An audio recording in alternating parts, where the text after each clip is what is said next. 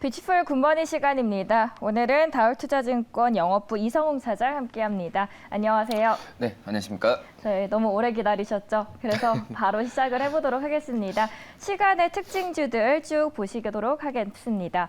연 640억 원 수익을 담보받는 차기 복권 수탁 사업자에게 행복 복권 컨소시엄이 선정이 됐습니다. 행복 복권 컨소시엄은 캠시스, 메가톤, 맥시스, K사인 등 11개사로 구성이 됐는데요. 조달청에서는 기술평가 점수에 각 컨소시엄의 가격평가 점수를 합산해서 이날 우선 협상자를 최종 선정했고 차기의 복권 수탁 사업자는 연말까지 사업 준비를 완료하고 2024년 1월 1일부터 약 5년간 복권 사업을 수탁해서 운영 관리하게 됩니다. 이날 PNT는 6%대, K사인은 6.07% 시간 외에서 움직입니다.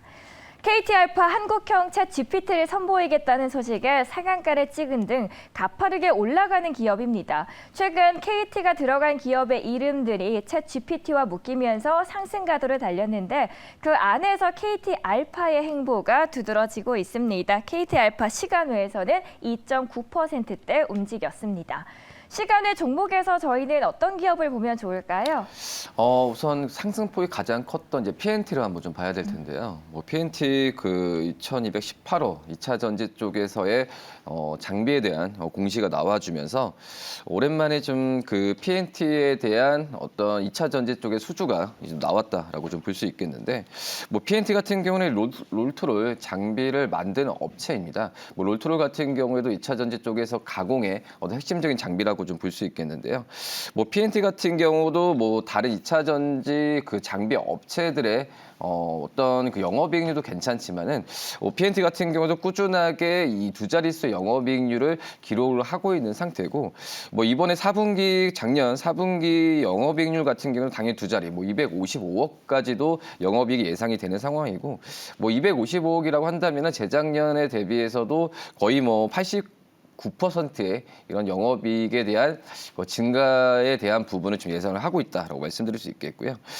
우선은 PNT 같은 경우에는 가장 중요한 게 작년 12월 1일에 중국 쪽에서도 수주가 좀 공시가 됐었는데, 이 수주에 대한 공시 부분은 이 해외 쪽도 그렇지만은 우리나라 어떻게 보면은 SK 쪽에서의 고객사를 확보를 좀 잘 관리를 하는 점에서 봤을 때도 이 PNT에 대한 이 수주는 안정적인 고객사가 있기 때문에 이런 부분이 나오지 않을까라고 좀 생각이 되고 있고요. 지금 현재 글로벌 그 기업들 같은 경우에도 이 평균적으로 PER이 한 13.7배를 좀 기록을 하고 있는데, PNT 같은 경우는 주가가 지금 최근 많이 조정을 받으면서 그 이하의 어떤 저평가 매력이 지금 발생을 하고 있습니다. 그렇기 때문에 PNT에 대한 관심은 꾸준하게 좀 가져야 되고, 역시 이런 부분, 수주에 대한 부분은 이 캐파를 좀 증설을 하면서 가동률이나 이런 부분을 PNT도 나름 노력을 많이 하고 있기 때문에 역시 그 수주에 대한 부분에 있어서 PNT도 잘 관리를 하고 있다. 가동률이나 이런 부분 준비를 잘 하고 있다라고 좀 평가가 되는 그런 기업이다라고 말씀드릴 수 있습니다.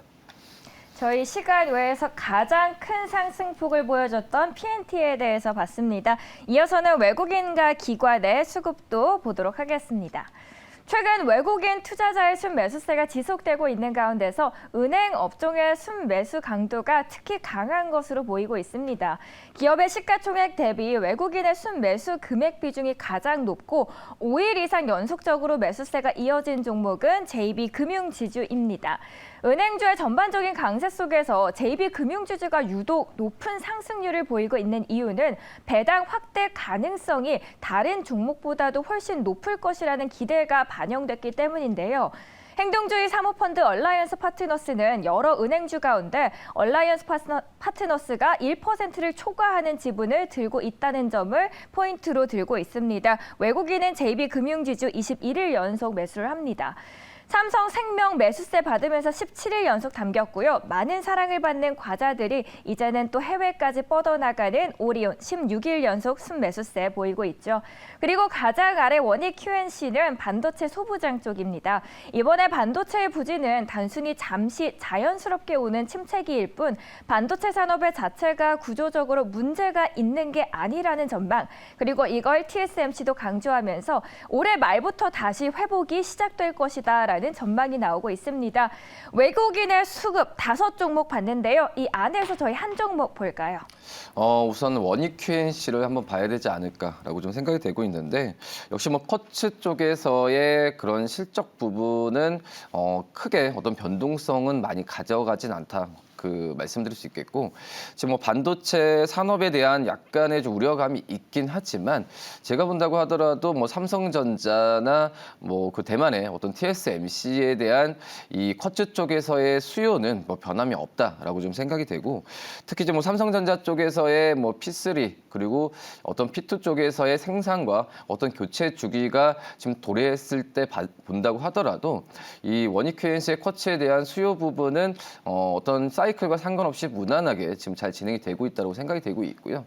가장 키포인트가 바로 이제 대만의 TSMC의 이 원익 QNC가 차지하는 비율이 4%밖에 되진 않지만 점점 이 부분은 좀 증가할 가능성이 굉장히 좀 크지 않을까라고 좀 생각이 되고 있고 뭐 TSMC 같은 경우에도 물론이지만은 이 유럽의 어떤 반도체 업체들 같은 경우에도 이 탈중국화에 대한 수요가 분명히 우리나라 이 반도체 장비 특히 이제 이렇게 쿼츠처럼 뭐 필수적인 요소에 대한 부분에 있어서는 수혜를 받을 가능성이 굉장히 좀 있지 않을까라고 좀 생각이 되고 있습니다.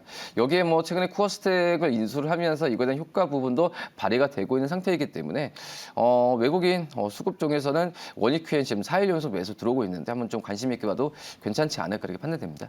네, 외국인의 순매수 특징주 안에서는 가장 아래에 있는 원익 QNC를 골라주셨습니다. 그렇다면 이번에 기관도 함께 보시죠. 리오프닝이 많이 담겨 있습니다. 하나투어 그리고 에어부산 모두 있는 모습이죠. 국내 여행 산업, 양대산맥 하나투어, 모두투어가 엔데믹 훈풍에 올라타기 위해서 군사를 쫙 빼고 여행업 자체에 집중을 하고 있습니다.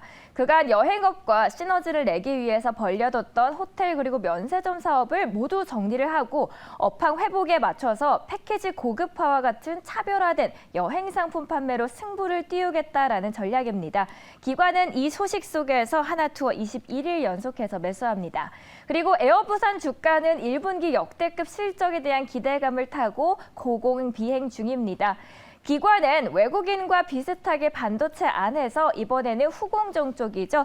TSC를 보고 있습니다. 17일째 기관은 순매수합니다. 메모리 업황이 바닥에 근접한 지금이 매수의 적기라는 분석입니다. 기관은 TNL에 대해서 올해 1분기부터 매출이 고성장하면서 연간 호실적을 이어갈 것이다라는 전망입니다. 8일째 매수하고 올해는 1분기부터 매출이 고성장할 수 있을 것이다라는 예상 속에서 수주 잔고 대비 낮아졌던 착상 피복제 공급이 작년 12월부터 정상화되죠. 따라서 일부 수주 물량이 2023년 1분기로 이연됐고 1분기 매출은 전년 동기 대비해서 최소 35% 이상 성장할 것이다. 라는 기록을 보이고 있습니다. 기관의 수급 쫙 봤습니다. 저희 어떤 종목 픽해 볼까요? 우선 지금 이제 리오프닝 관련주들이 기관 쪽에서 많이 좀 뒤늦게 좀 관심을 받고 있는데 특히 이제 LCC 업체들 중에서도 이 에어부산 같은 경우가 이 흑자에 대한 가능성이 가장 높다라고 좀 많이 평가를 많이 하고 있습니다. 특히 이제 어떤 그 에어부산 같은 경우에 어떤 부산에서 특히 이제 단거리 쪽에서의 그런 그 운용 대수나 이런 부분도 늘리고 있긴 하지만 지금 이제 중장거리 쪽에서의 노선 부분까지도 늘리는 걸 봤을 때는 역시 그 여행에 대한 어떤 수요에 대한 부분을 에어부산도 발빠르게 지금 대처를 하고 있다라고 말씀드릴 수 있겠고요.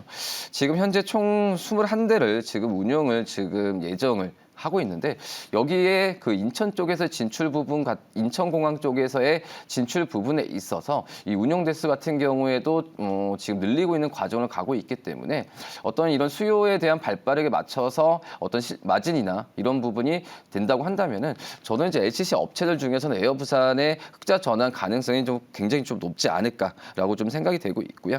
뭐 올해 같은 경우에 영업이익은 610억 이상이 예상되지만 영업이익률 같은 경우도 8% 이상은 나올 가능성이 크기 때문에 이런 실적 회복 속도로 맞춰 본다고 한다면은 LCC 업체 중에서 픽을 했을 때는 에어부산 제일 좋지 않을까 이렇게 판단됩니다.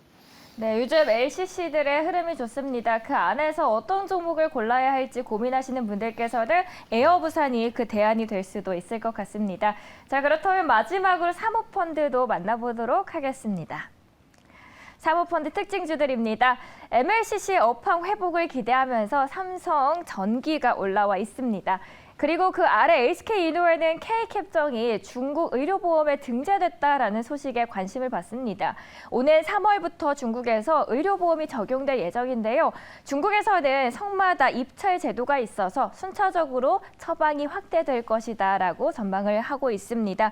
중국에 대한 의존도 낮추는 아모레퍼시픽입니다. 아모레퍼시픽은 올해 상반기 중 중국 이니스프리 매장을 철수합니다. 불필요하거나 매출이 부진한 사업을 정리해야 한다는 위기감이 커진 건데요.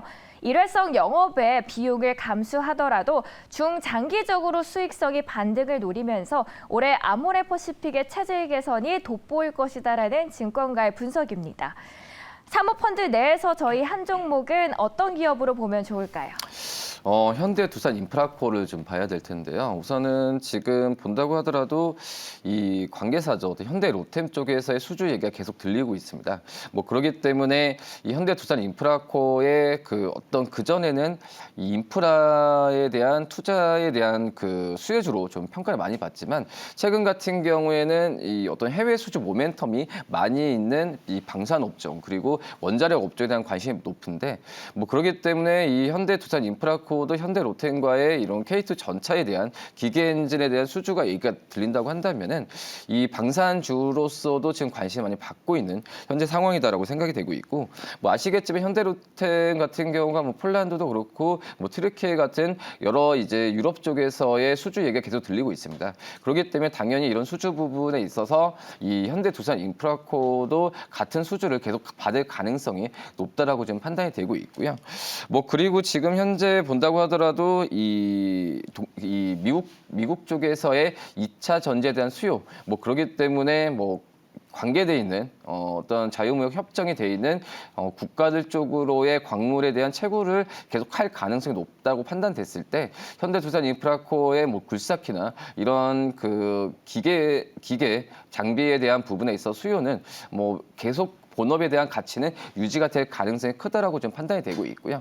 여기 앞서서 말씀드렸던 이 방산 쪽에서의 그런 그 수주는 좀 플러스 알파로 계속 진행됐을 때 현대두산 인프라코의 주가에 대한 주가와 시점 계속 관심 있게 봐도 괜찮지 않을까라고 저평가 매수에 대한 기회도 지금 현재는 노려볼 만하지 않을까라고 생각이 됩니다.